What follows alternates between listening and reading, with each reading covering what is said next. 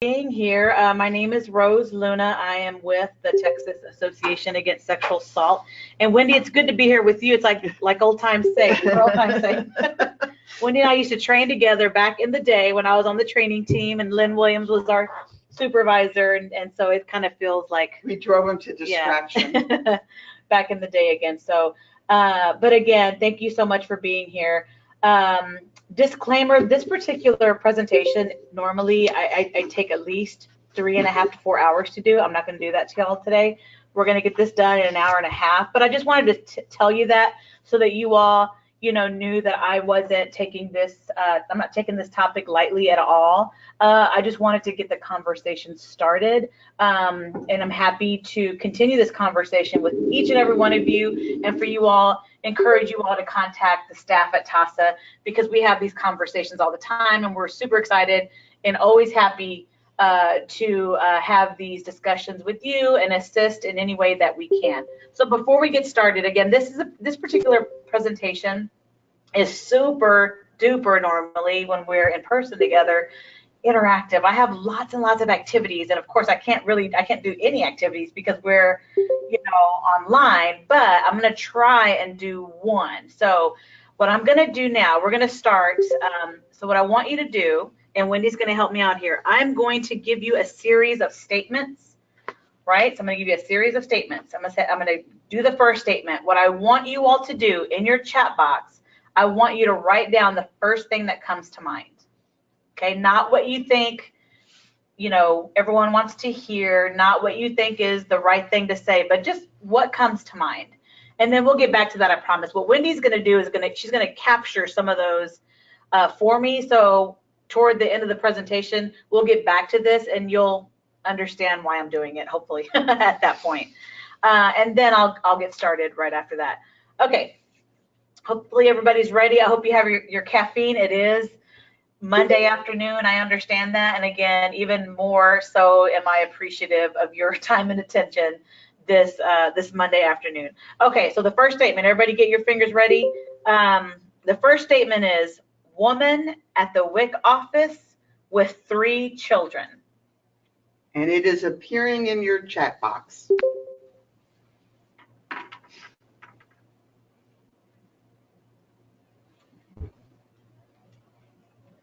All right.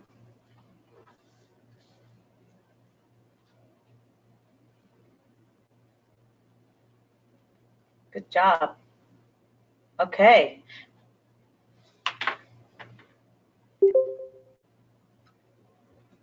All right. We might be able to scroll up or later. I will. Yeah. Okay, everybody, thank you. Okay, good stuff, y'all. Thank you for doing that. Okay, the next statement is 5 foot 9 inch, 125-pound, blonde hair, blue-eyed, professionally dressed woman.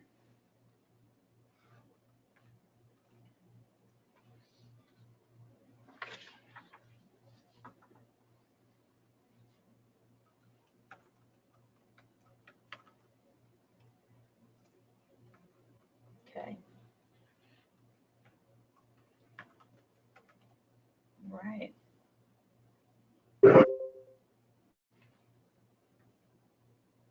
All right, good job. Okay. Oops. Okay. Wonderful. Okay, the next statement, I'll let you keep type as you're typing in. I'm going to go ahead and read the next statement. The next statement is, woman who sleeps with married men.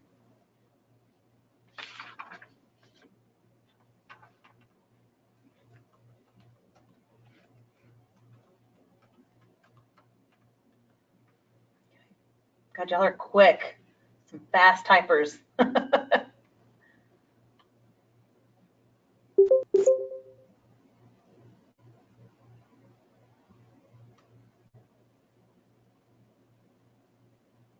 Okay. All right. Got it. Okay. All right. And the last statement, recently widowed.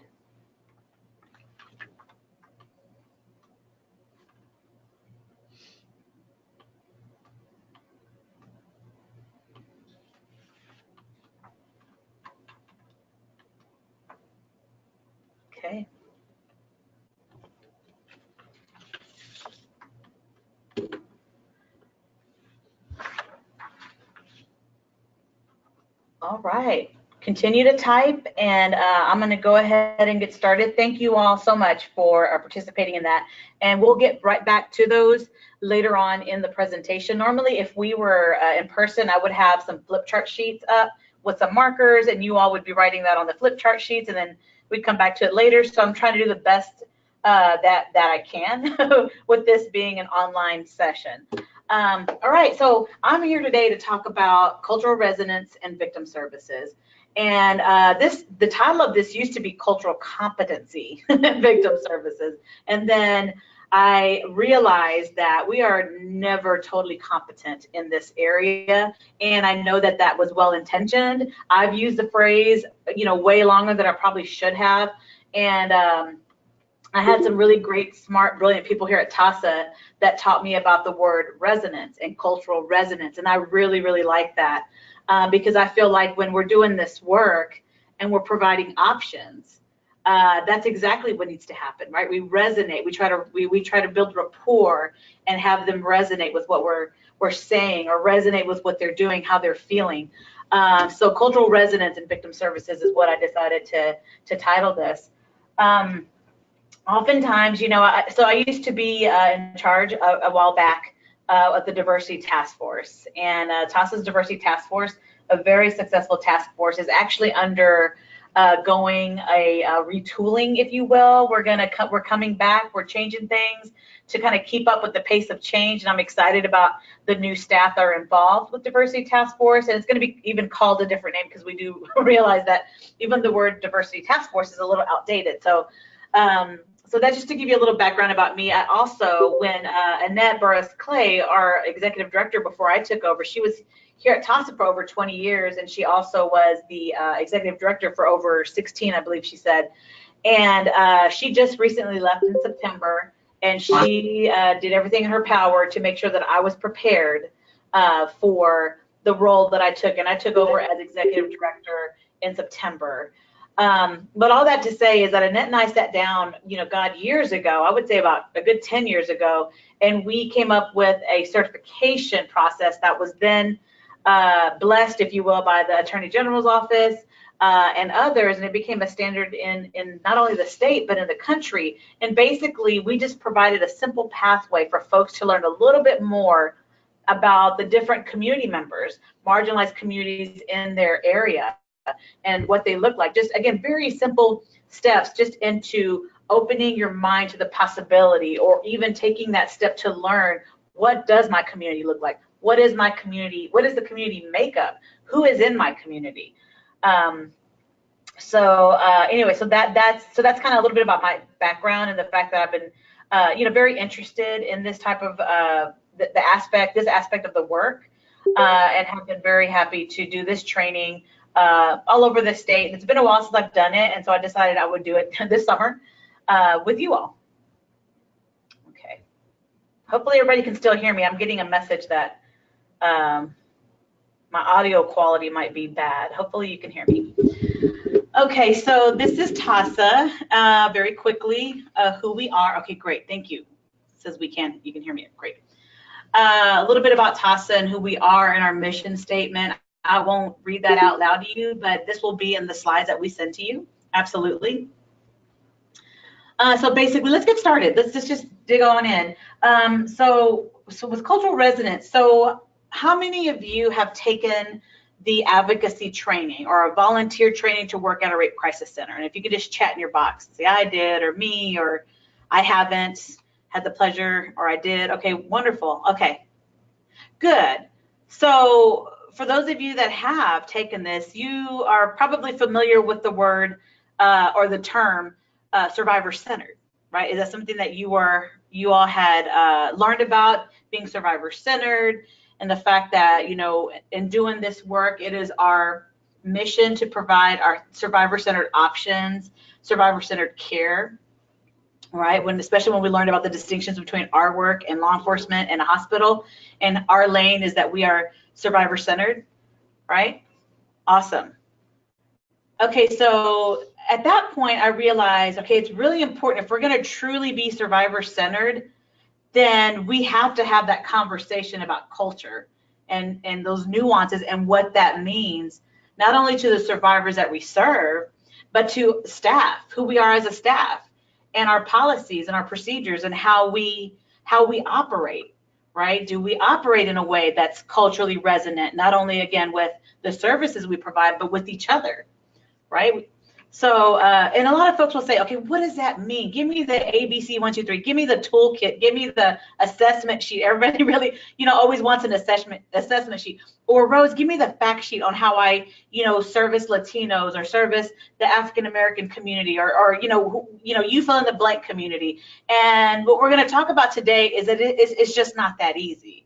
There's a lot of different nuances going on, but the best thing that I can come up with when someone says, okay, what do I do? How can I ensure that I'm doing this correctly? So basically, we're looking at it on two levels. We're looking at the macro level, which is the agency as a whole, right? So basically, is your agency taking into account the individual's uniqueness and their reality in order to provide effective sexual assault, shelter, advocacy, crisis intervention, counseling, you name it, services? Are we doing that? So I want you to take just think about that. Is that something that you feel is truly happening at your agency? And if not, what can you do? Is there anything that we can do? Great, Casey. I'm so glad to hear that. A lot of folks are, I have to say, I've been traveling around the state of Texas and have been so impressed with what's happening. And I know, like with some of the shelters, I forgot the term, but it's where it's not like no rules, but it's basically allowing the clients to just do what they have to do without these very strict guidelines and rules that we normally had. So I really think that's a great thing. Because I have to say, and I have also heard the stories, and Wendy might remember this one, but we got contacted a few years ago. It's been more than a few. It's been a while, thankfully. But there was someone that contacted us to say that they had a survivor of domestic violence that was in their shelter. So she was undocumented and she had children, and they had a 30-day policy in their shelter.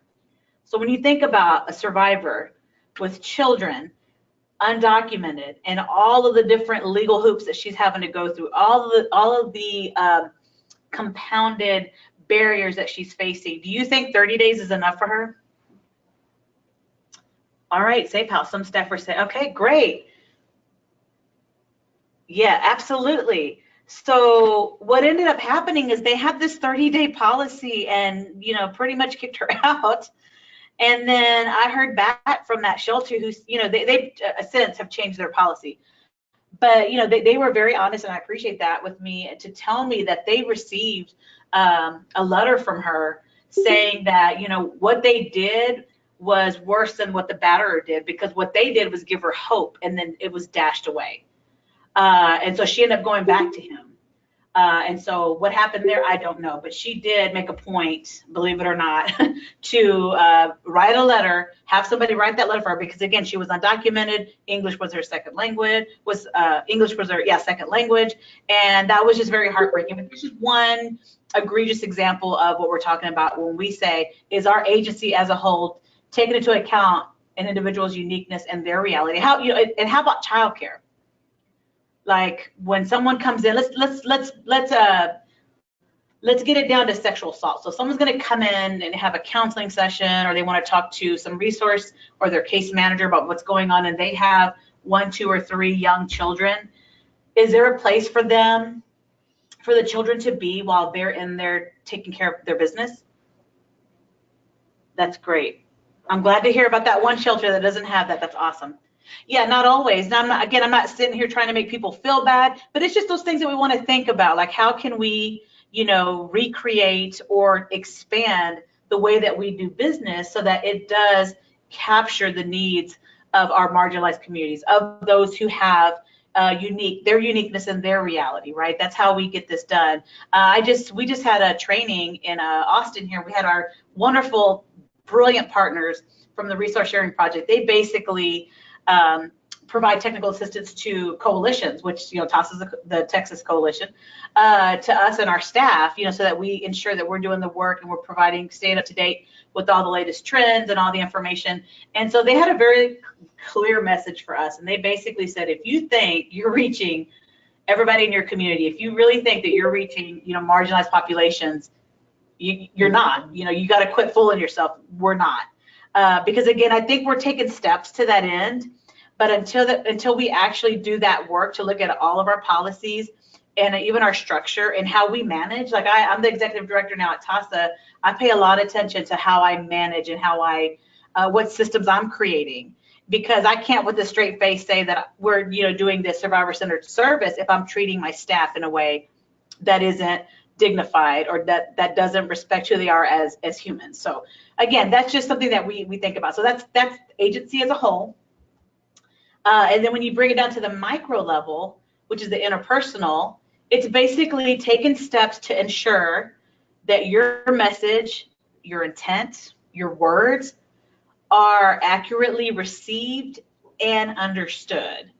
Now, what I mean by that is oftentimes, there's waiting lists. We have people waiting outside our door. You can hear the kids in the hallway, and you're just trying to get, the information to your clients, to the survivors. And oftentimes we're just kind of reading off the checklist, or we're just saying, here you go, here's the information, sometimes they hear it, sometimes they don't. When I think about like when we're in the hospital room and there's been, the sexual assault survivor comes in and you're there and they're dealing with law enforcement if they were called, you're dealing with a SANE nurse, they're dealing with victim services if they're there, and then there I am, there we are as advocates. So there's a lot of things happening, and even if it's not at the hospital and it's at your agency, again, a lot of things happening. So are we taking the time to really make sure that whatever it is that information we are providing, that they are actually not only just hear it, but that they've understood what we're saying. And in addition to that, we have to be mindful that there are going to be cultural nuances that will inhibit this process. So that might mean us saying the same thing 30 different times in 30 different ways, maybe 50, maybe 20, maybe 10, I don't know. That's just going to depend on the client. But in a nutshell, that's our goal, to be able to provide culturally resonant services. Is we want to look at the agency as a whole and all the policies and practices, and are we, actually looking at and keeping in mind our survivors, their uniqueness and their reality, and also one-on-one and what we're doing one-on-one. Okay. So area assessments and insights. This is basically, and a lot of you already do this, so I'm not going to spend a lot of time here. We have to make sure that we understand who are the potential survivors, if you will. I know that sounds horrible, but who is our community? Who is in our community that one, we're not seeing? Because you'll know that when you look at your numbers, like who's coming in, who isn't coming in. We know that in Texas, sexual assault is highly prevalent. We have 2 in 5 women will be sexually assaulted at some point in their lifetime, and 1 in 5 men. And then when you start looking at the nuances of race and gender and age, so who are you seeing at your center? So you just take a quick assessment of who are we seeing, and you can get a snapshot look at, who's missing and what can we do. And we look at both the macro level and the micro level and what we can do to make some improvements. It's also important for us to stay curious and to continue the learning, and whatever that is, whether it's, TAASA webinars or TCFE webinars or online courses. I mean, there's a plethora of learning opportunities out there, not just from TAASA. We're not the be all end all at, by anybody's stretch of the imagination, but there's a lot of information out there where we can learn about the latest information or research. Research is it's catching up with us, but it's not where it needs to be. So again, area analysis, that could be something as simple as, so when I do this, actually when I do this training at the local level, what I'll do at this slide is I will have just the census data. And, here's what we have in your community in Round Rock, Texas, or in, whatever, Tyler, Texas. And I did this in one area, and it was interesting to me because I just pulled the numbers. It didn't take any time at all. And in that particular area that I was, after the training was done, I had a couple of advocates they came to me and wanted to make sure, that no one else heard them, but they thanked me for, putting out that information, because they said they had been trying to let their leadership know that, the area has changed. It's not how it used to be back when they were in the leaders, who grew up in the area when they were in high school, how it is. They just had not done that analysis of how the area had changed. And so they saw the need of survivors coming in that weren't really, getting their needs met. And so decisions were being made based on old information, if you will. So it's always important to keep up with that and what it looks like. And again, one quick example is the census. But if you need other information on how we can find that information out, just contact us at TAASA. We have lots of tools that we can share with you that we've learned throughout the years. It's real easy to find out, what your community makeup is and what that looks like. And again, the client demographic, we just talked about that. I know a lot of you use Osnium. Some of you might be using Salesforce or whatever data collection database that you use. It's great to kind of pull that information and discuss it as a staff to see, what's the trend with the demographics and the clients that we're seeing. What does that mean for the fall, the summer? What does that mean for the area of town, the counties?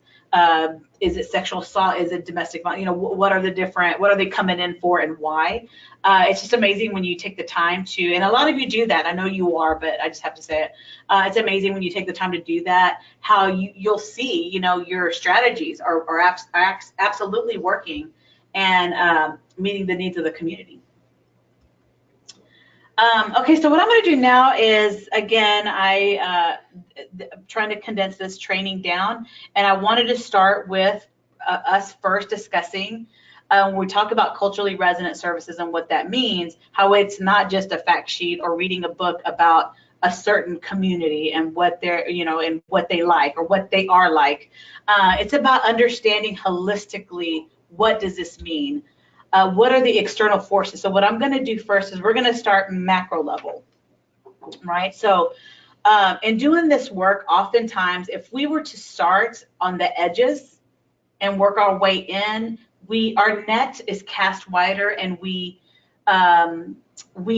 will then start to see our numbers increase, and to be able to look like the reality of what our community looks like. Right, so I'm going to start with marginalized communities and what that means. So here's the definition that I found on the online Webster Dictionary. Marginalization is to relegate or confine to a lower or outer limit or edge as a social standing, right? So marginalized communities. So I want you to think really quickly about your area. Who are the marginalized communities in your area? And just put that in the chat box. When we talk about marginalized communities, so wherever you're from, and feel free to put where you're from if you'd like to. I'm from Temple, and my marginalized community, the marginalized communities in my area are these communities.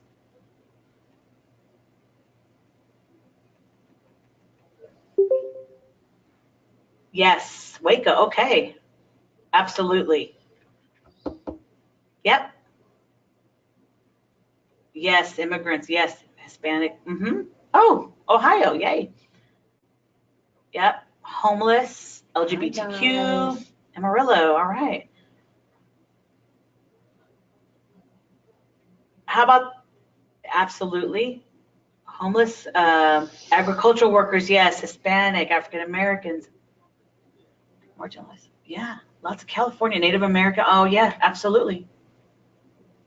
Minnesota, wow, y'all, I didn't realize we had so many folks from out of state. Welcome, welcome, Pennsylvania, oh my God, yes, lower socioeconomic status, yes, absolutely, absolutely, and it's the same in Texas, for sure.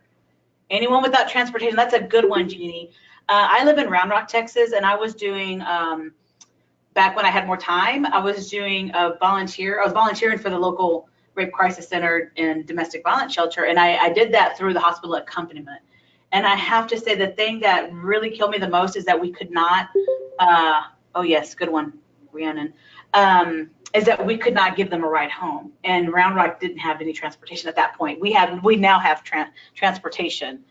but we didn't have any at that point, and a lot of them were just stuck there waiting for somebody to pick them up. Absolutely, Jennifer, disabled and elderly is absolutely another marginalized community. How about substance abuse?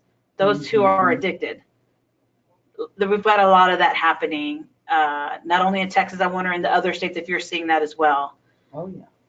Yeah, that's some things that we've been trying to work on for a while to figure out how we can support and complement the efforts at the local level, but that's something absolutely.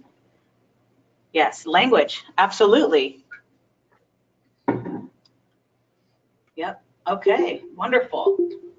So here's my next question for y'all. Opioids, yep.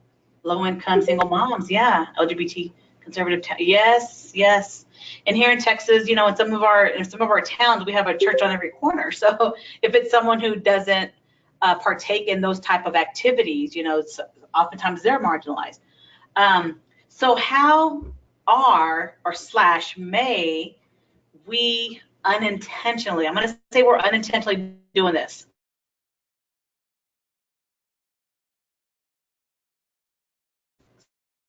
I don't think any of us intended marginalization. That's a tough question.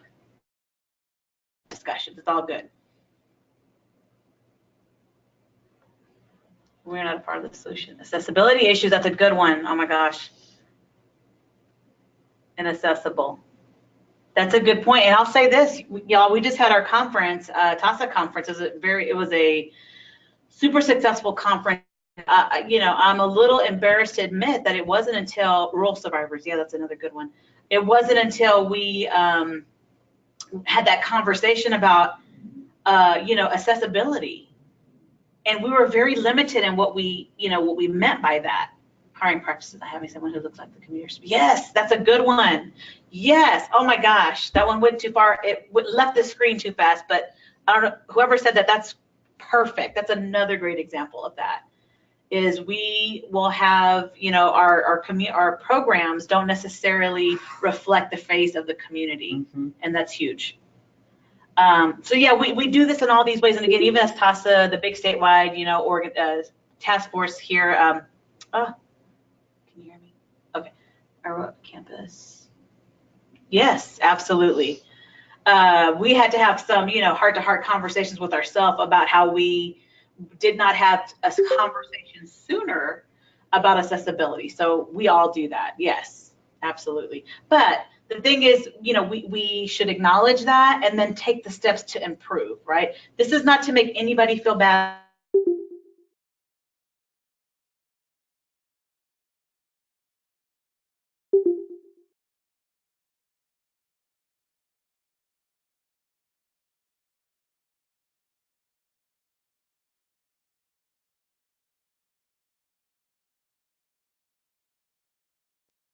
Can you all hear me? Okay, I see this. Sorry about that, y'all. I don't even remember what I was saying before y'all heard me, before we lost it. But what I was trying to say was that this isn't intended to make anyone feel bad. It's about all of us having these conversations and just taking that step. And it's okay. We're gonna make mistakes, but as long as we take that, thank you, Brittany. As long as we take that step in improving, you know, from where we were to where we're going. And I had given the example about the TAASA conference that you know, a little embarrassed to admit that yes, we took the steps, but it was a little too late. Like that should have been something that we incorporated from the beginning. And again, it's not that we're bad people here at TAASA. It's just that, you know, all of us, a majority of us here have the privilege to not even think about things like that. And that's the point of this whole particular presentation. All right, so again, marginalization is one, you know, big external factor, external force, oftentimes that is heavier on some of us than it is on others. And I think understanding how that feels on your survivor, depending on their circumstances, depending on their uniquenesses and their realities, the forces and the soul crushing forces of marginalization are gonna feel heavier and more weighted on some people. And I think that if we can start by just understanding that when we're having those conversations, when we're trying to provide options, because we cannot provide options if we don't understand, all of the backstory or understand, their reality. And a part of their reality and their uniqueness is how marginalization weighs on them. A second part of that is power and oppression. So at the heart of even the issue that we're talking about, sexual assault or domestic violence, is power and oppression. But let's talk about what that means for certain people in regards to survivors and our work. So power. Here's a definition of power according to Merriam-Webster Dictionary. It's a possession of control, authority, or influence over others. And then oppression is the systematic, institutionalized, and socially condoned mistreatment of a group by another group or by people acting as agents of the society as a whole. So when we think about power and oppression and what that means, and then you couple that with marginalization. Again, these are the macro level external dynamics that are very present in certain with certain survivors, and also with folks that work at the organization. So us just understanding those nuances and what it means, what it looks like. And people ask all the time, well, how do we even begin? Well, my advice is you begin by just having these conversations about folks and their uniqueness and their reality. What does this mean? And so these are hard conversations to have, but it's important for us to put this into context of our work and what we're doing. Because again, our job or our goal is to be here to serve survivors, to serve, and TAASA, our goal is to be here to complement the efforts of those who are doing this work in any way that we can. And we, again, can't do that if we're not understanding these nuances and not only how they affect survivors, but how they affect the office, how they affect leadership. How is your leadership style? Are you very oppressive in your leadership style? Because if you're very oppressive in your leadership style, that's going to bleed out into the services that you offer. And what does that look like? So it's important for us to have those conversations, ask those tough questions. All right. Another external, if you will, force out there is gender. So when you read this slide, I won't read it to you, but I want you to read that bullet point. What are your thoughts? Do you agree? Do you disagree? And what does this have to do with our work? Okay, agree.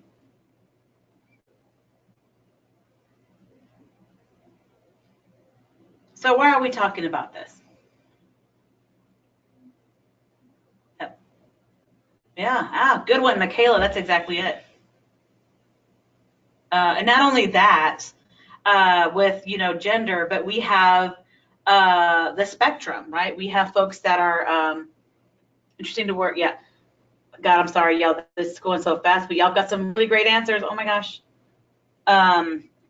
Yeah, so this is something that affects our work because not only do we have victimization based on gender, we also have transgender and the spectrum and what that means in our service provisions and what that means for them as survivors. And how society, again, this is that external force of how society conditions us on what this looks like, what it means.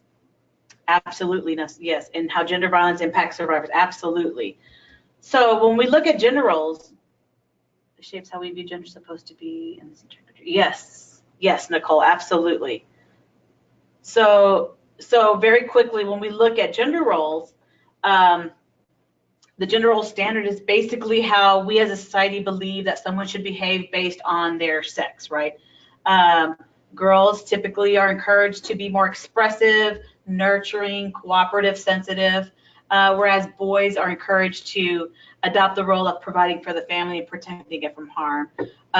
Achievement and self-reliance more strongly encouraged in young boys. Now, I have seen in our society where girls are being encouraged to be a little more self-reliant and achievement, right? But I haven't seen, though, where it is okay for our boys to be nurturing, cooperative, sensitive. We still have some work. And the reason why I bring that up, and y'all mentioned it several times here, is that we're in our work and what we do.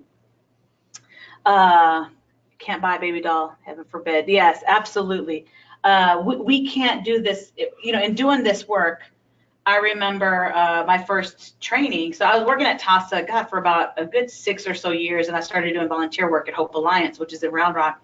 And I had asked them, I said, so if, when's the last time y'all had a male survivor at the hospital? And everyone, you know, the leadership looked and they're like, oh gosh, I don't think we've ever had one.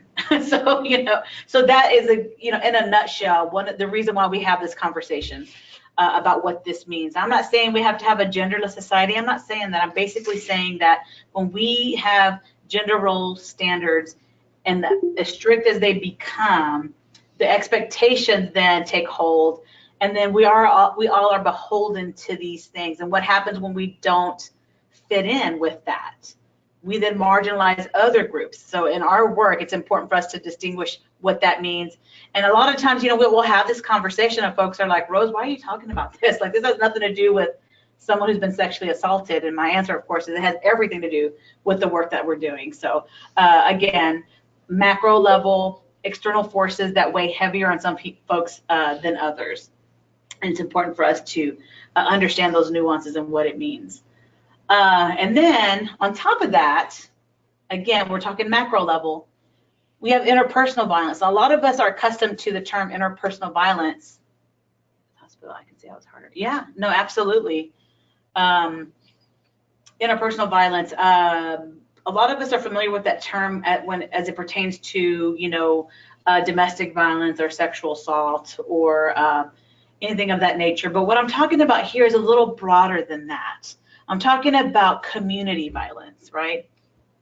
And I'm talking about gang violence and state-sponsored violence, right? So, and what does that mean for survivors? What does that mean for the work that we do? So, you know, when I see this is just to prove a point. This isn't about making political statements or anything like that. But when you see brown children, you know, at the border being separated from families by the government, you know, those are things that weigh heavier on some folks than others. So when you have when you're doing this work and the backdrop is with that happening, it really does affect us, and we have to be brave enough to have that conversation about what does that mean? How does that affect us? How does that affect our survivors, you know, who are coming through the door or not coming through the door? So again, not, you know, these are not fun conversations to have, but I'd be remiss if I didn't bring them up for us to talk about what this means.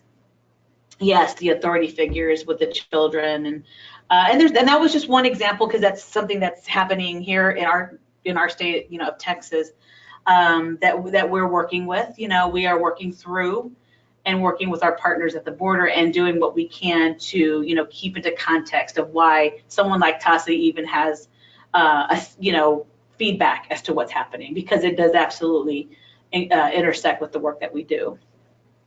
Yes. Mm-hmm. Comments, oh my God, the comments are beautiful. Thank you for all your comments. And then again, on top of that, so again, this is an easy step. I told you it was going to be difficult. So again, we're still stuck on the macro level. We haven't even gotten to the interpersonal. So it's important for us to have this context. If we're even going to be able to address the uniqueness of the reality, we have to understand, well, what is their uniqueness? What is their reality? That's why I bring these things up, because these are things that are weighted, again, heavier on some folks than others, and they are the backdrop for the work that we're doing. So intersectionality, that's a term that's almost become a buzzword, but it's very important for us to understand what that means. So if we're going to give, provide survivors options, because that's what we do, right? We don't tell them what to do, we provide them options. We want them to have the power to make that decision, and we are here to ensure that they have all of the information at their fingertips, right? That's something like when I was at the hospital, what I would say, because I mentioned earlier, so I did volunteer work, and it was at the emergency room. I remember, yeah, I'd walk in, almost every time I'd walk in, and there was a law enforcement officer and a victim services from that law enforcement agency and the same nurse, and then there I was. I'm sure they're like, oh my God, who are you? So what I would do immediately is I would say, you know, hi, my name is Rose. I'm not with law enforcement. I'm not with the hospital. I'm with the community group that, and I'm only here because no one plans for a sexual assault to occur to them. And I am here to provide you with any options, to let you know what's the next step, to provide you those options so that you can make an informed decision and ask me any questions. I'm here to provide you information and help. But again, what kind of information am I going to provide? It's really going to depend on all these things that we just talked about, all the external nuances, including intersectionality. So intersectionality basically is the intersection of all of our experiences, which in relation to race, to religion, to age, physical size, sexual orientation, social class, all these different things. Because what that does is it contributes to our understanding of the ways in which our major institutions work, and our programs being one of those quote unquote institutions, but also in our ability to access them, right? So if you have someone who's undocumented, lower SES, with however many kids, single mom, single dad, how there's a lot of barriers. There's a lot of uniqueness and some harsh reality for that person. So how are we going to then ensure that that person is getting the help that they need? So we basically want to move from just the sexual assault that's occurred, right? Instead of, what's wrong with you, move to what else has happened to you, to get that understanding, right? Because again, if we're going to do this work in a way that makes sense, in a way that's culturally resonant, we have to understand the nuances of these big picture things that we just talked about and how that relates to them and their reality in that moment when they're in front of you. All right, so before I move on, does anybody have any comments, concerns, thoughts on external forces and what this means? We're about to switch over to interpersonal and micro level. We've been talking macro level stuff. We're going to switch over to micro level. And let me see what the time check. Wendy, what time am I supposed to be done? 3:30. 3:30. Oh, hey, we're doing good. Okay. Nice. Okay, wonderful. One quick example I wanted to give you before I move over to micro level. I remember I was doing, again, at the emergency room, and there was someone there, and she was a beautiful, this just aesthetically very pretty, beautiful girl, adult female. And so when I came in, there was no one there but the same nurse and myself. I walked in and I introduced myself and let her know that I'm here. First, she just kind of she just didn't really want me in there. And so I let her know, like, I don't have to be in here, only if you'd like. And after I gave her my spiel, she was like, oh, no, that's fine. You can stay. I actually want you to stay, So, we were talking, and she seemed perfectly fine, as most do. And she asked me, did I have children? I was like, yes, I have a daughter. Her name is Peyton. She said, well, how old is Peyton? Well, at that point, Peyton was like 7 or 8 or something like that. And then I said, how about you? Do you have any kids? And she pulled up her shirt, and she had this on her side, this beautiful picture of a baby. And she goes, yeah, that's my baby. And she was telling me about her baby, And so we were just talking, like, when parents talk, when you're a mom and you start swapping stories about your kids and what they do. Well, as the night went on, she then disclosed that her child was no longer with us. The child had passed away. And I was like, I'm so sorry to hear that. And then she went on to tell me how the child passed away. And basically her boyfriend murdered the child. And I was, at that moment, I had realized that was all over the news, like the week before. So in addition to that, she was a stripper, right? She was a stripper, and she had just lost her child. And then there she was on a sexual assault. So again, talking about all of the nuances. So after we were done and I talked to her, and we, I was doing crisis intervention of all these different, at a whole nother level. It wasn't really about the sexual assault at this point. I'm sure those of you who have done this work understand exactly what I'm talking about. But again, that's why it's so important for us to not only ask, not just to look with our blinders on at the sexual assault right in front of us, but what is the context in order for us to be able to provide this service that makes sense to them, the options that make sense to them. And that was just one example. She ended up getting what she needed. Just to give some closure, because that's a very heavy story. I did follow up with, and watch the news stories. I didn't follow up with her because, we just didn't do that because I was a volunteer. The guy ended up getting life in prison, and she's, moving on, and she went to school. So she's like this really, this, if that can end in a good way, a positive way, that's what happened there. But again, that was just a really, I just wanted to share that with you to kind of help pull in all the different pieces that we've been talking about and why it's so important for us to ask those questions. Okay, so here we go. Now we're going to talk about cultural biases and what that means. So now we're going to move it down to the micro level. And again, if you all need to run out and get you some caffeine, feel free to take care of yourselves, do that. I have my Pepsi right here. And it's not a Coke because I went to Taco Bell. All I had was Pepsi.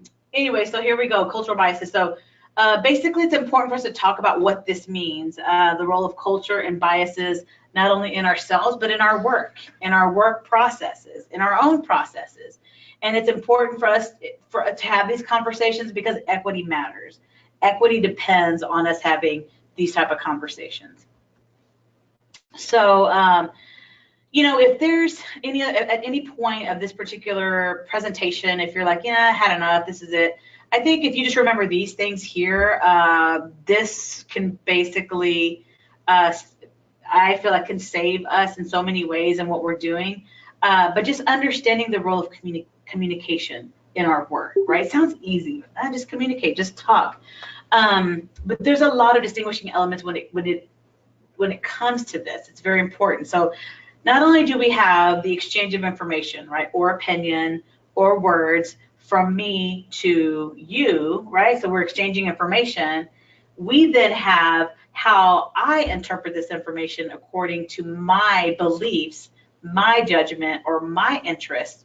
And then on top of that, there's the lens of perspective, how I'm viewing this exchange of information as they're important to me, as it's relative to what I think, right? So not only do we have communication, but we have the lens of interpretation and perspective. And then we have, not only do I have that going on, you'll have that going on. So when we're doing this work, you can see why it's so important. As I mentioned earlier in that interpersonal piece, that we may have to repeat the same thing 20, 30, 40, 10, however many different times until they understand it, because we have all these different things going on. And then when you add on top of that those external forces that we talked about, marginalization, power and oppression, how that affects folks, gender socialization, intersectionality, all these other things, it's so important for us to unpack what this means. And when you look at this, it's almost, we should expect that there's going to be miscommunication when we have all these different lenses that not only person one is seeing, but person two is experiencing as well. So the dynamics at play, what's going on here? I had mentioned earlier, like culture, it's not a fact sheet, it's more than that. We've already talked about culture, absolutely. When we're talking about what this means, if we're going to do survivor-centered work, we have to look at everything external, all that stuff. So what is culture then, right? We talk about this all the time. We got to be culturally competent, culturally resonant, culturally appropriate, culturally whatever.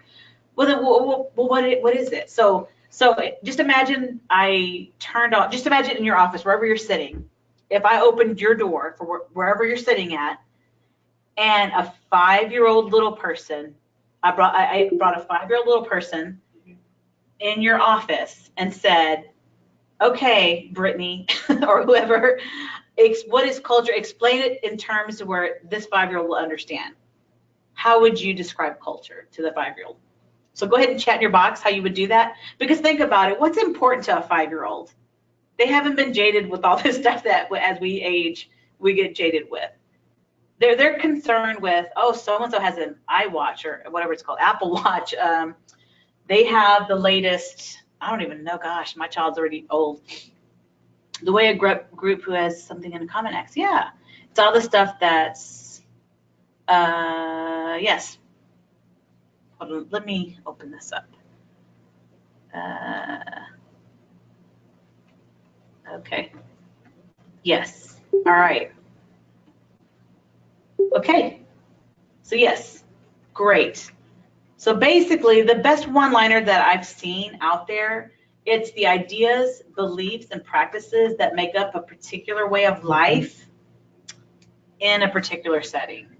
So what do I mean by that, in a particular setting? So again, I'll let you chat in your boxes.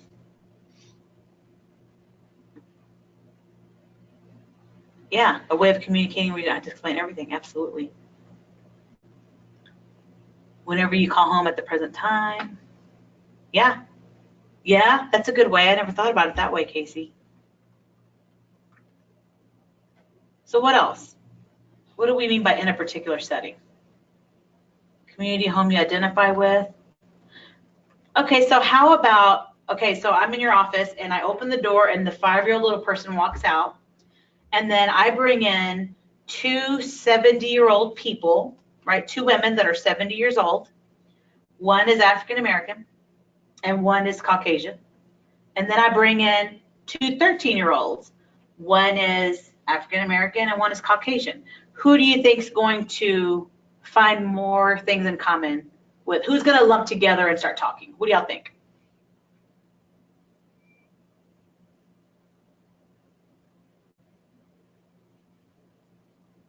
Elderly? Yeah. The ages? Okay, everybody's told their couple. Yeah, so we all agree it's probably would be the 70-year-old women will probably start talking about, you know, whatever, your grandkids or their, you know, work or retirement or whatever. And the 13-year-olds will talk about whatever's popular. Justin Bieber, I don't think is popular anymore, but whoever 13-year-old girls are talking about, that's exactly what they do. So it's not just, you know, it's not just race, right?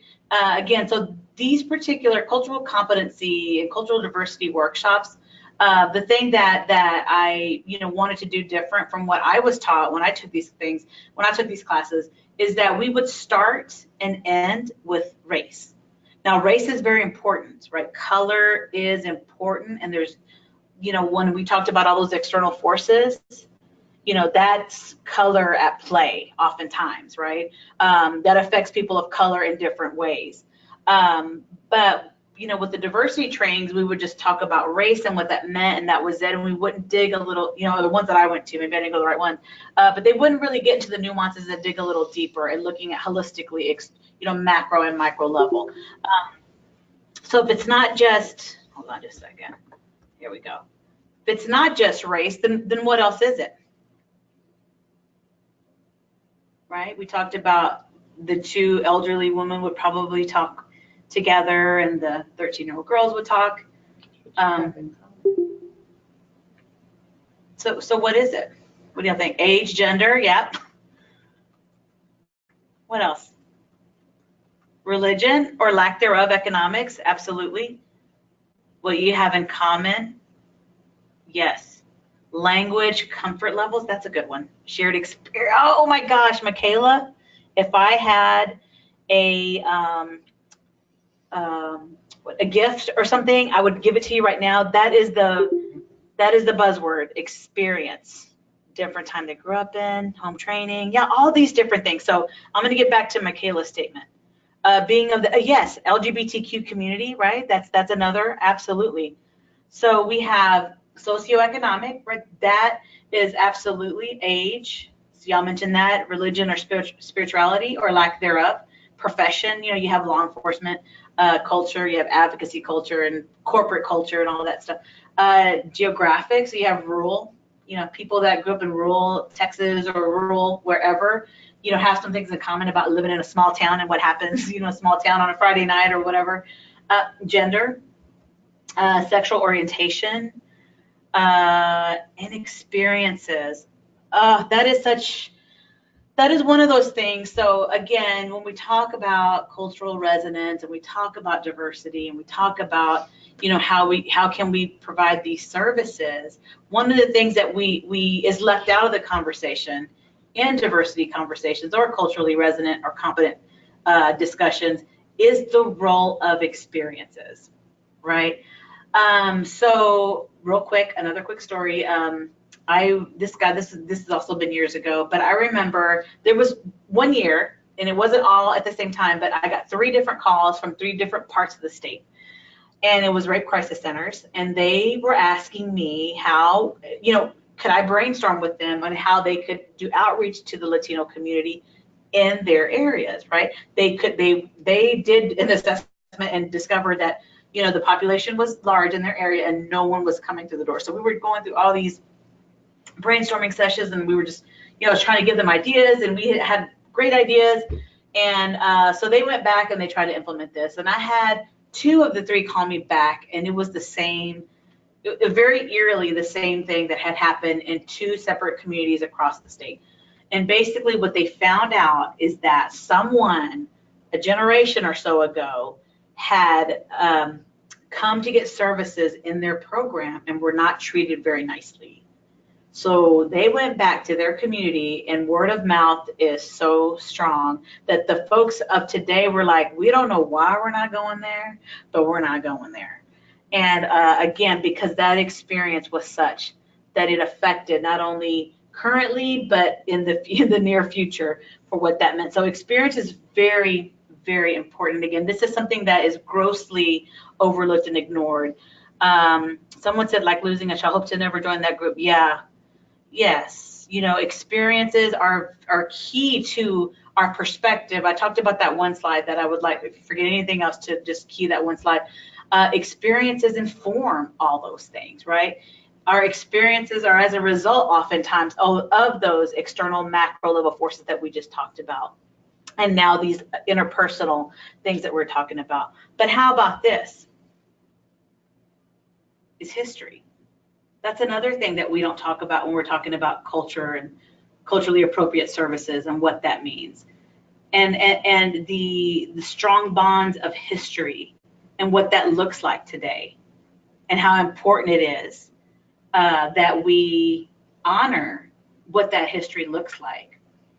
And I'll just say this, got a few years ago when former President Barack Obama won the first time. I remember watching him give his speech at Grant Park, because that was a historic moment for our country. It was the first African-American president. And so I wanted to see that moment, right? Because it was just a big moment, again, for the country. But I remember in that crowd at Grant Park in Chicago, it was like a joyous occasion. Everybody was excited, and they were jumping up and down and hooting and hollering. And the camera kind of, I caught that it zoned in on the Reverend Jesse Jackson, and he had tears just streaming down his face. And I was like, oh my gosh. And what it made me think about was I was in Memphis, Tennessee, right before that, and realized that when the Reverend Martin Luther King Jr. was assassinated, the Reverend Jesse Jackson was due to meet him for dinner that evening, but they never got to meet because he was assassinated. So talk about history and that profound effect of history on certain people and what that means. I went to another training once where a Native American woman, she was an amazing soul, and she talked about historical trauma and how that's very present today. So I think, again, when we're talking about providing culturally resonant, reaching underserved populations, doing outreach, marginalized, all those different things, we have to honor their experiences and what that looks like, even if we don't understand them, even if we've never, you have that privilege where you don't have to think about that. It's good to know and ask the right questions, and absolutely understand the role of history and what that means. It's very profound, because that's something that's passed on from generation to generation. It's either through observation, it's through stories, it's through osmosis. I mean, I don't know, it is what it is. And I think it's important for us to understand that role. Okay. Because, okay, let's see, there's a good comment here. Let's read this. Okay, Casey, being a part of the LGBT community, I can speak from experience that our community has been so closed off to service in Texas. And my amazing boss sat down and brainstormed with me to find ways to reach out to the LGBT community. And it felt so good knowing I'm working for an organization that truly, yes, absolutely. Casey, do you work in San Angelo? Because I have to say, Oh, Amarillo, nice. Hey, Carla. I have to say, San Angelo, Carla Payne, the executive director of San Angelo, is here. Carla, it's so nice to see you on here. She's someone that saw a need and filled that need by expanding the service, the rape crisis center services that they offer, to just a welcoming space and services for the LGBT community in San Angelo, Texas. It's just really amazing work. And in Amarillo, that's amazing. Congratulations, Casey. And if anybody wants to talk more about what that felt like and how she did that, Carla is amazing. Your boss is awesome. Is this Brandy, or is this, forgot the name? We are eager to fill. Yes, absolutely. Kathy. Okay, Kathy too. Kathy is amazing. So congratulations. That's great. Amarillo, way to go. Yeah, so Carla, again, y'all contact Carla. She has great insight into what that's like and what to do. And again, it was amazing that that happened in San Angelo, Texas. I don't know if any of you have been to San Angelo, Texas, but that's not, you know, the place that I would see something like that happening, because it's just, you know, it's in rural Texas. It's in the middle of West Texas. And either way, yeah, Carla pulled that off. But again, great things happening. So again, perspective. To give an example of perspective, it's a common unintended mistake that we make. And again, this is getting deeper and deeper, interpersonal, when it comes to if we're going to be culturally resonant, provide options that make sense. Oftentimes, we will use our own personal frame of reference to incorrectly, I should have highlighted that in red, to incorrectly interpret others' behaviors, right? So just think about that for a second. What does that mean? And what does that have to do with the work that we do?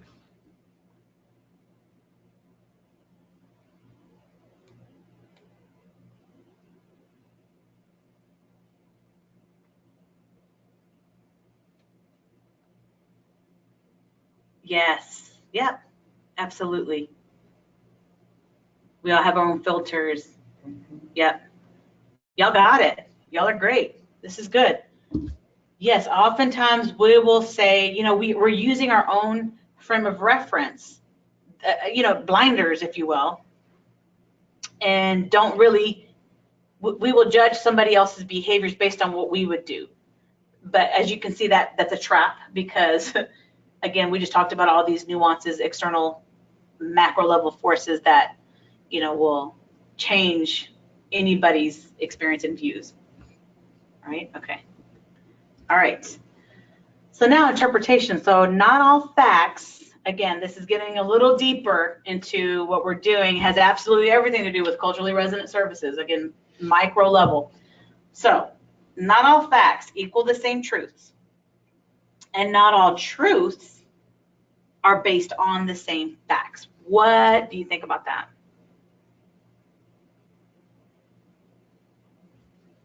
Yes, that's a good answer. Casey, that's good. I love it. So what do you think about that? Again, that one slide I talked about, perspective, which is what we just talked about, and now interpretation. So again, these two lenses. Not all facts equal the same truths, and not all truths are based on the same facts. It's my favorite, Rose. A truth. What is your truth? What is my truth? And oftentimes we will find ourselves, you know, in an argument, if you will, on Facebook, on social media about our truths. They're just not the same, right? Truths and facts oftentimes are, unfortunately, are not the same, because the truth is our lens. The truth is informed by all those things we just talked about. That's what informs my truth and the survivor's truth. So when we're doing this work, it's important for us to get to that truth, again, by asking those questions. We're looking at intersectionality. We're looking at power and oppression, marginalization, all those things, right? Not just race, right? All those other things we just listed. That's what informs the truth. Y'all got some good stuff going on here.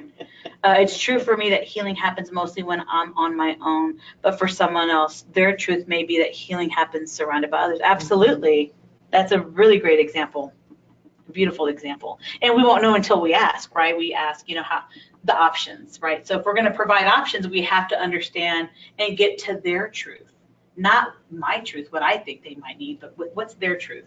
And again, you get that answer by going through all those things we just talked about. Again, not easy. It's not rocket science, but these are, hard conversations to have. And then you got to incorporate this not only in the services, but it's great if you can incorporate this stuff into your internal policies and procedures at the local level. So, and on top of all that, we have bias, right? So here is the dictionary definition of bias.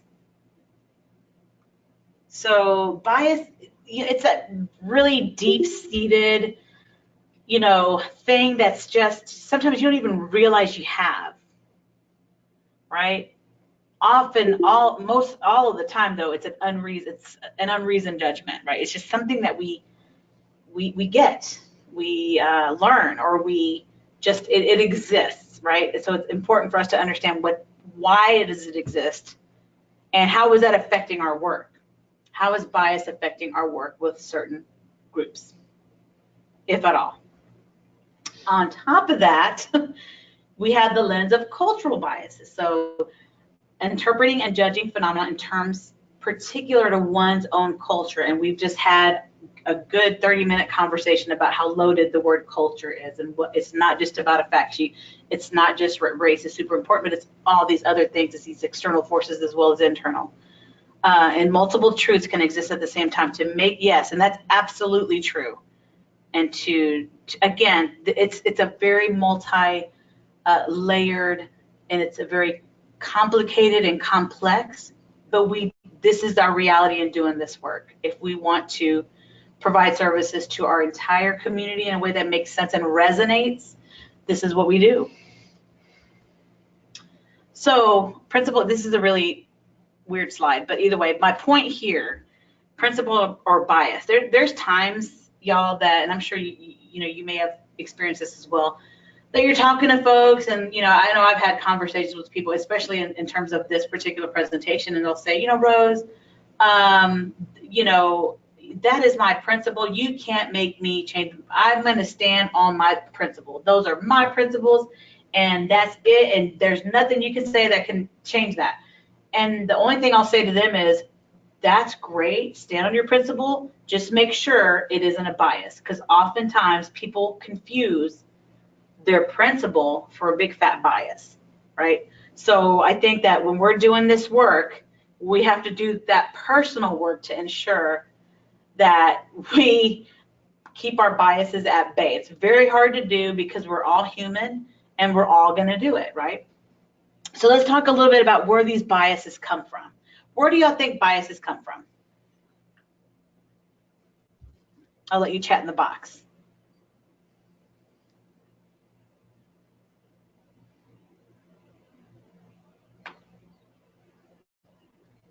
Family, friends, peers, yep. School, stereotypes. Oh, did somebody put experience? I just said Oh my, all right, Wendy. Church, Carla. Family, yes, experience. Wonderful, absolutely. So here we go. Stereotypes and myths, right? Social groups, absolutely, Nicole. Assumptions, oh, that's a good one. Financial means, yes. Community, oh my God, yes. A source of bias, would y'all say media? Oh my God, yes, media. It's based on limited information. Would y'all agree with that?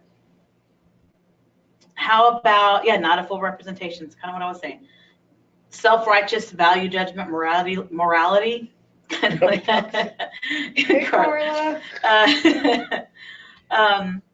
So like someone may say something like, I would never do that. And all of a sudden you have this, you're biased against what they're doing just because you would never do that. Personal experience, somebody mentioned that.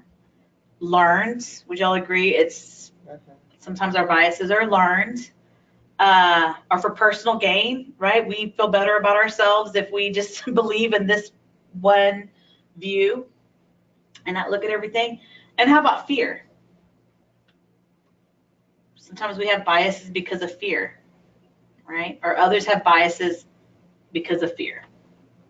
All right, so what I'm gonna do, oh my gosh, see if we can do this, Wendy. Okay, so earlier I had you, I am biased against spiders. I am too. Oh my gosh. Can I say choosing to remain uneducated and unenlightened? Yeah, sure can. Okay. So earlier I had asked you all to just kind of chat in the box your first knee-jerk reaction to some of the statements that I made, right? So what I'm going to do now is I'm going to reread those statements, and I'm going to have you all, and you can chat in the box where you think the source of the bias is coming from, because there's basically just little biases that we threw out there. I've done them too, right? It's all good. So the first one was one woman at the WIC office with 3 children. So some answers that y'all put was annoyed, irritated, struggling, poor, underserved, unhappy, low income, tired, in need. Where's this coming from, do y'all think? Based on limited information, maybe? Or someone, yeah, had an experience working with a similar client? Absolutely. Absolutely. Having been at, yeah, I've worked in a food stand and had experience. Yeah, absolutely. So you've experienced, you've seen this, right?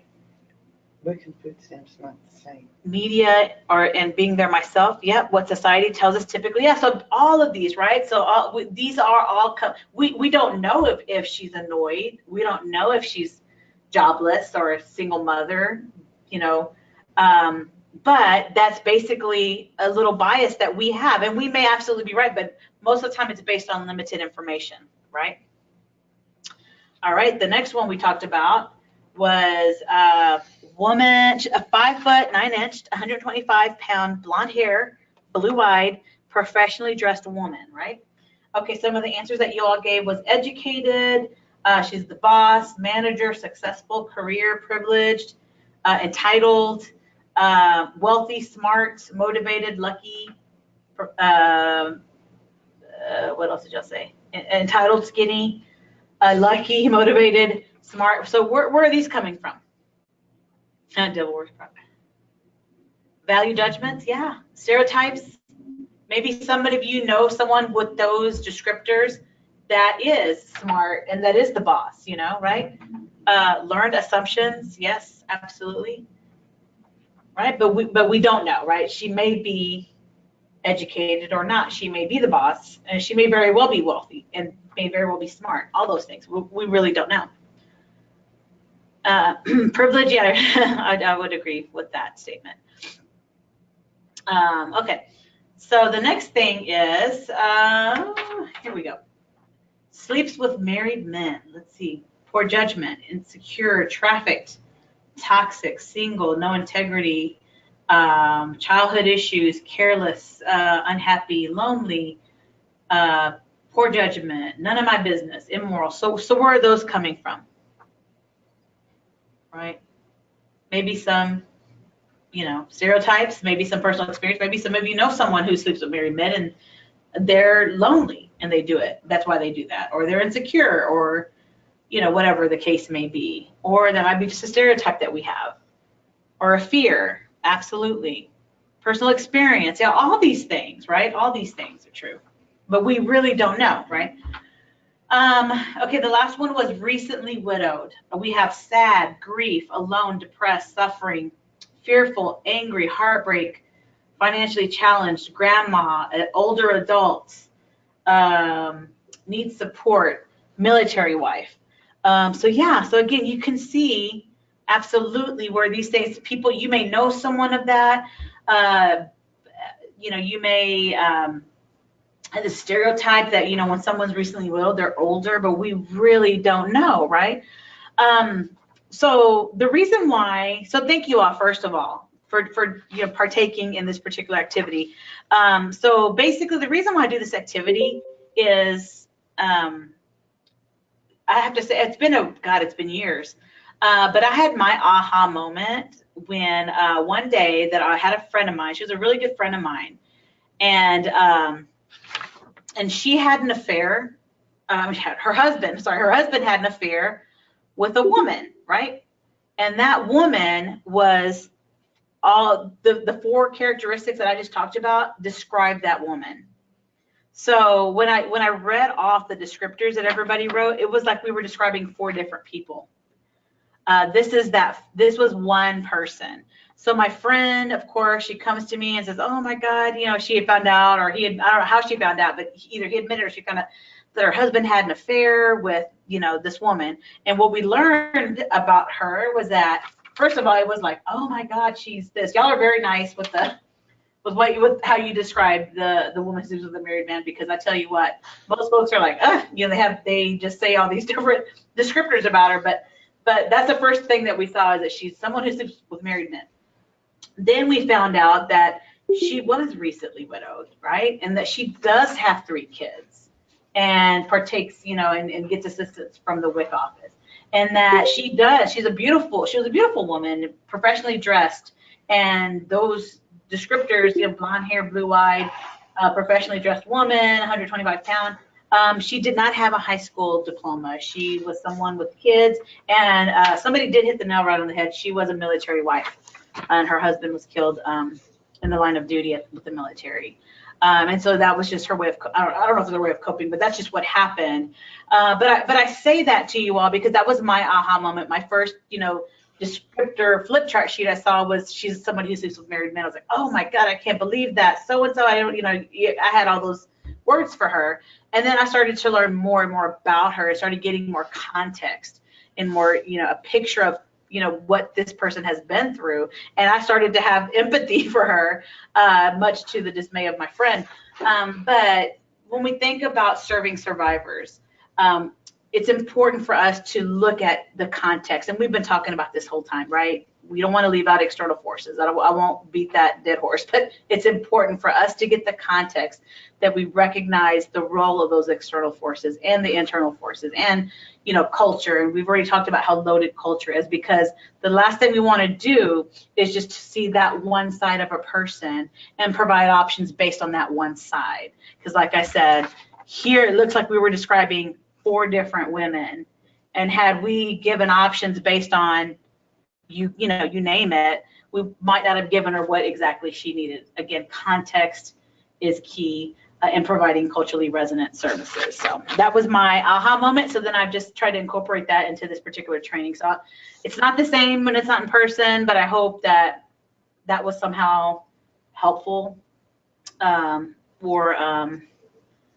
Yes, a lot of us have that "why I would never" attitude. Absolutely. We're human. We do that stuff. Mm-hmm. Okay. Because oftentimes, if we don't check our biases, it is just not good for us. It's not good for the work that we do. We are in the business of providing options to survivors of sexual assault. We are here today to talk about how can we do that to ensure that, you know, our community is served in the way that it needs to be. Are culturally specific kind of services that are necessary for us to be able to say that we're serving our community and serving them well. So, you know, tackling biases, it's a really hard thing to do. Now, oftentimes, you know, there's an app for everything, though. There's this thing it's the Harvard, oh my God, I didn't write it down. If you Google Harvard, do you remember implicit bias? I can't remember what it's called. Implicit bias. I think it's an implicit bias. They have an app and you can fill that out, and it'll pretty much let you know what your biases are. But a lot of you probably, as I know, my bias is. The thing is, we have to be committed to even understanding and digging deep and doing that personal work to figure out what are our biases and how might that affect the work that we're doing? How might that cloud our judgment? How might that prevent us from even seeing how external forces are directly related to how we're going to provide survivor-centered services, how interpersonal and culture and all that stuff, how that's related. Sometimes our biases prevent us from even doing that at all, right? So what we want to do is we want to have a commitment, you know, to self-awareness. We want to, it's a paradigm shift, right? Because it's not just that, you know, that we, you know, take a checklist and say, okay, I have a bias toward this, toward that. What we want to do is to begin to acknowledge that bias and then eventually put that bias aside to do the work and then maybe challenge that bias where it's maybe not so much a bias anymore, but that's hard work. And we've seen in our communities where groups are absolutely, they're just treated unfairly as a result of a bias. And we want to do everything we can do to ensure that the services that we're providing, that we don't fall into that trap. Pero no viene pasaporte, viene que le lea unas cartas, ¿no? ¿Es González? If we're not committed to figuring out what that is and how that can play out. And oftentimes having this bias and it play out, it can be deadly. And it can, it's soul crushing for some folks when we're not, taking the steps to ensure that we've figured that out. So, but again, I don't want us to feel bad about our biases. We all have them, right? We're human. So even if you do, figure out your bias and you acknowledge it, and you put it aside and you challenge yourself and it's done, you're going to develop another bias. It's really, we're human. So again, just that commitment, again, as the title says, the commitment to self-awareness is what we want. That's our goal. And also we want a commitment to understanding. We want to acknowledge and, dare I say, respect the existence of opposing views. I know that's really hard for some people to do. That's hard for me to do sometimes, but it's important that we do that. When we're doing this work, we have to be able to see holistically, not only do the things that we know we need to do for clients, but also do those things that have those conversations that are very difficult conversations to have. You want to consider the opposition. Why are they behaving in this way, or how did they come to this conclusion? Where are they coming from? And then you want to always search for common ground. Now, considering the opposition and acknowledging the existence of opposing views. So in the grant world, that's called scenario building. So, but, and a lot of you that write grants, this is, again, dual purpose here. A lot of you that write grants, what you want to think of all the reasons why this could fail, or all the reasons why they won't fund you for this particular grant application that you're writing, and you just have an answer for all of those, and that's called scenario building. And oftentimes you just increase your odds by 1,000% in making an even better application. So not only works for that, but it also works for the work that we're doing. And then we want to have a commitment to learning. We want to find out the facts. Again, I mentioned earlier about doing an assessment, and just to continue the curiosity, always question and be open to new and differing ideas and opinions. Because when we do that, it allows for all these things. Again, having that commitment to understanding. It allows for objectivity, effectiveness, results, equity, fairness and equity. I should have put that in here. Equity is a hard thing. Equity and equality are two different things, and we can have that conversation later. But if we want to, start to build equity in our services and build equity in our programs, it's important, again, for us to understand the role of all these things. Again, not just the fact sheet, but all of the different things that we talked about, the holistic, the macro and micro level approach to this. So I appreciate your time, everybody. This was some very heavy things that we talked about today. Again, this is something that I usually take like at least 4 hours to talk about and unpack in a very delicate and careful way, so that we can do this in honor of our survivors, in honor of those marginalized communities that deserve our help, that deserve to get services that resonate with them.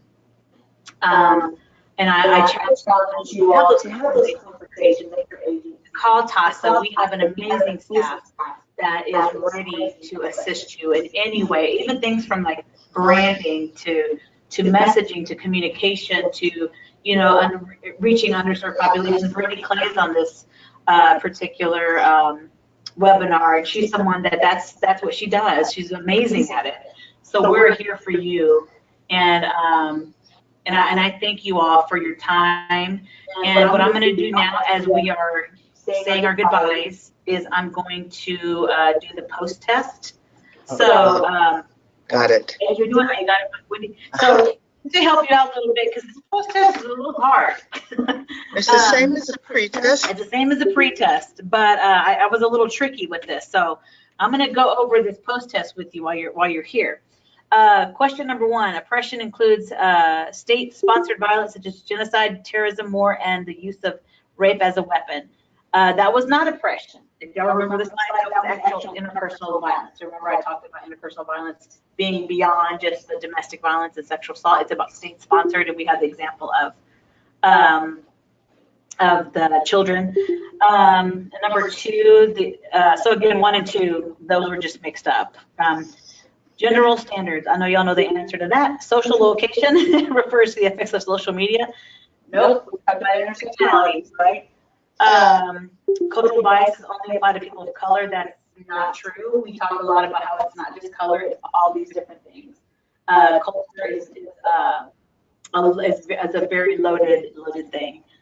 Commitment to self-awareness includes acknowledging the existence of opposing views. Absolutely. We talked about how that would be very helpful. Also would dual purpose with scenario building in grant applications. It is possible to develop a standardized approach to serving victims. That's absolutely false. I'm hoping that everybody gets that that one correct. Okay, so thank y'all so much. For those of you that are here, for those of you that are taking the test. Oh, there's lots of noise in the background. I'm sorry. I unmuted me and it just blew it out of the water. So oh no, okay. Sorry. No problem. Anyway, thank y'all so much. I'm gonna hang out here for a little bit. So if you're here and you want to chat in a question or something, please feel free to do so. There's my contact information.